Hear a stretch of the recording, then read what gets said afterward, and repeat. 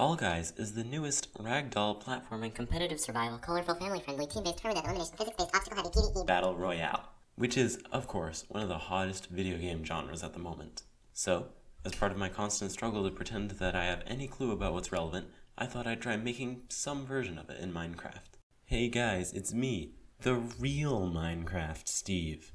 Apparently I'm offline at the moment, so I guess that means no skin today. Sorry. Anyway, let's start with the elephant in the room here, which is that Fall Guys is a multiplayer game, which I believe usually involves like a competition between 60 or so players.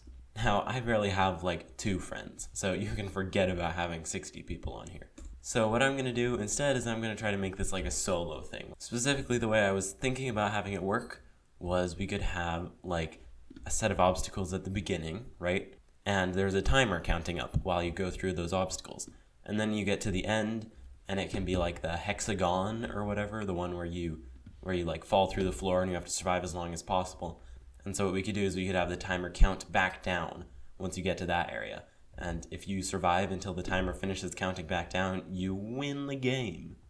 So, I guess let's get started with that. Now, I think we should start with everyone's favorite, that one where you run across a grid of squares and some of them break when you step on them. I don't know what it's called. I've never actually played Fall Guys. So I'm trying to decide whether or not I should actually make the random path. I gotta be honest with you, I think randomizing the path would be a little bit tricky, but you know what, we gotta do it. So allow me to be honest with you, it's been a while since I've done a random number generator like this, and I'm a little bit out of practice, and I don't really feel like looking up how to do it again because I don't feel like doing that. So instead, here's what I'm gonna do. I just had a stroke of genius. I'm going to spread 2 armor stands to random locations on the map, right? And then one of them will get teleported forward to the same location as the other one, and they'll probably be both centered like that, and then we could just have our path be something like this. Easy. Okay, I think we've got a bit of a start here. Hopefully when we press this button, you can see they both get set to random locations, and they are both centered on the square and in the same row. So I've thought about it a little bit, and I've realized a couple of things. First of all, my original plan, mildly impractical. It's mostly doable, just there's one small bit of it, which is actually sort of like, once you get them here and here, connecting from here to here is fine, connecting from here to here is fine, but getting this middle one is a little bit trickier. So, what I've decided to do is actually just fill in this whole row. Now, you might be thinking, wait, you're just being lazy. And yeah, that's true, but I have some bogus logic behind my laziness. And that is the following. Say you're going along, right? And you suddenly discover, oh, this block here, it's not real. You go to the left, and it's real. Well, now you immediately know that you're supposed to go that way. Because you know that here, there's only one direction you can go. But if it goes in both directions, well, that's a little bit more tricky, isn't it? So yeah, that's just what I'm gonna do. Now we can press this button, right? They move around. We can't see it yet, but if we put stone at all the places that are actually part of the real path, you can see we get this nice semi-random path. So now I guess all we gotta do is make it so that the blocks break when you step on them. Wow, okay, I've already started this, and honestly, it's kind of startling. Like, I walk forward, okay, that one's safe. That one's safe. Am I just gonna walk straight to the end? Wow, okay, classic. But actually that was a little bit too, like it kind of breaks before I actually get there.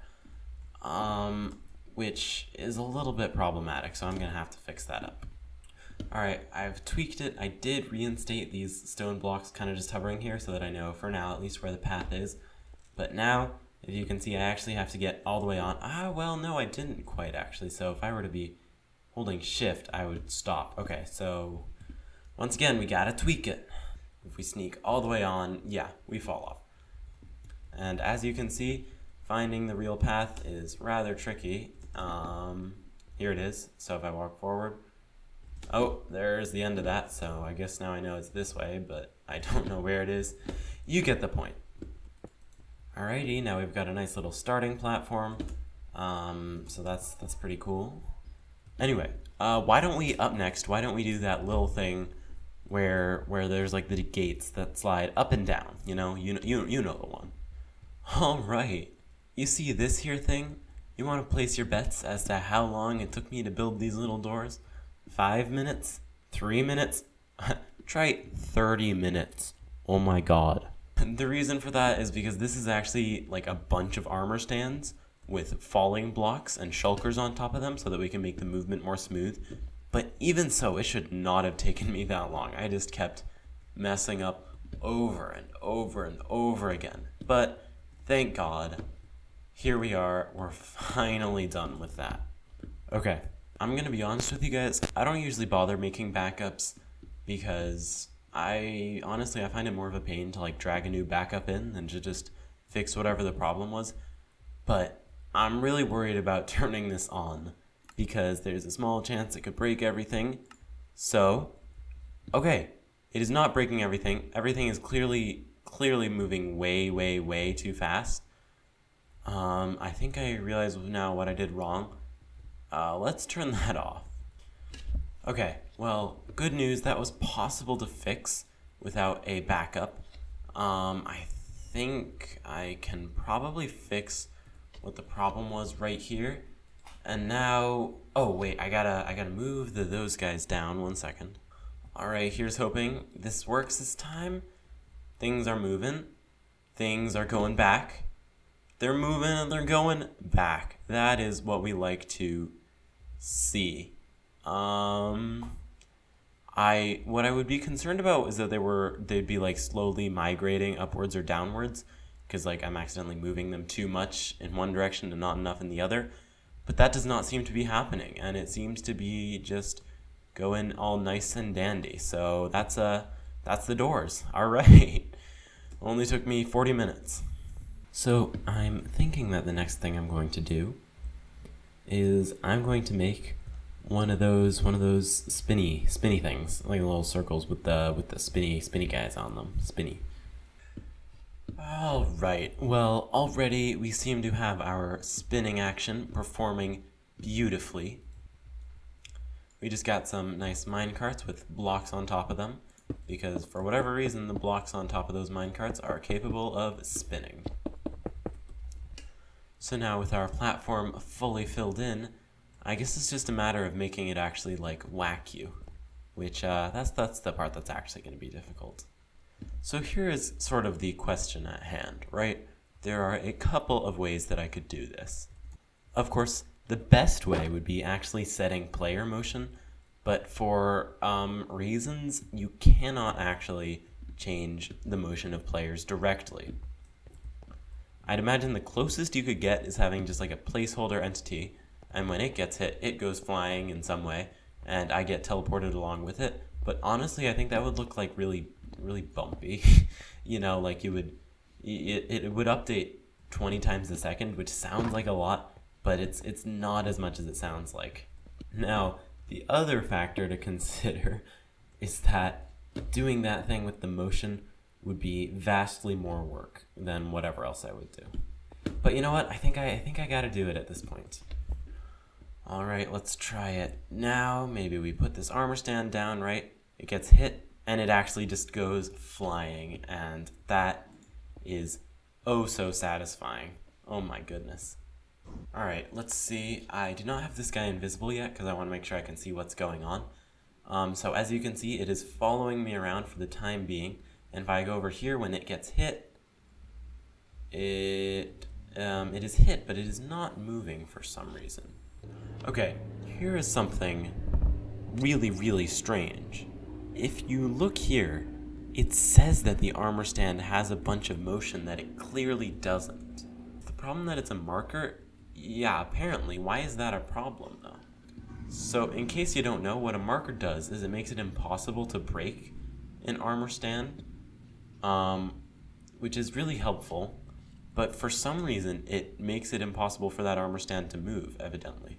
Let me see. Let me say if I make it marker 0, it does get hit, of course. Okay, what if I turn all of that on, right? And now it's following me, I land here, and it hits me, right?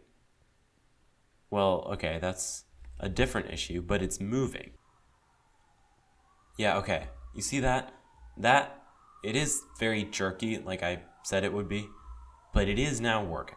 Okay. I think what the problem actually was that the armor stand was tagged as a marker, which meant that it had no gravity, which somehow just broke all of the motion. So yeah, I need to tweak a few things, but then we should be good. Okay, so let's see. Now I've done some tweaking.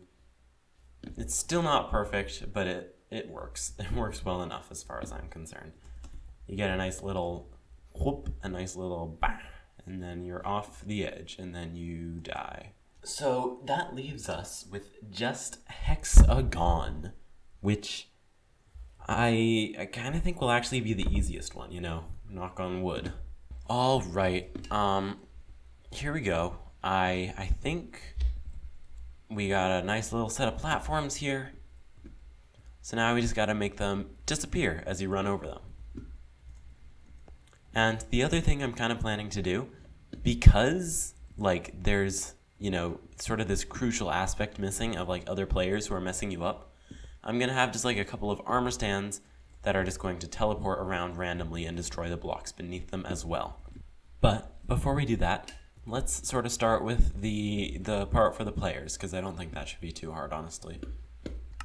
Alright, I'm hoping I've done this already. If I step on here, we can see we get this trail of orange concrete, and that breaks after just a second. Wow, that was just as easy as I had hoped it would be.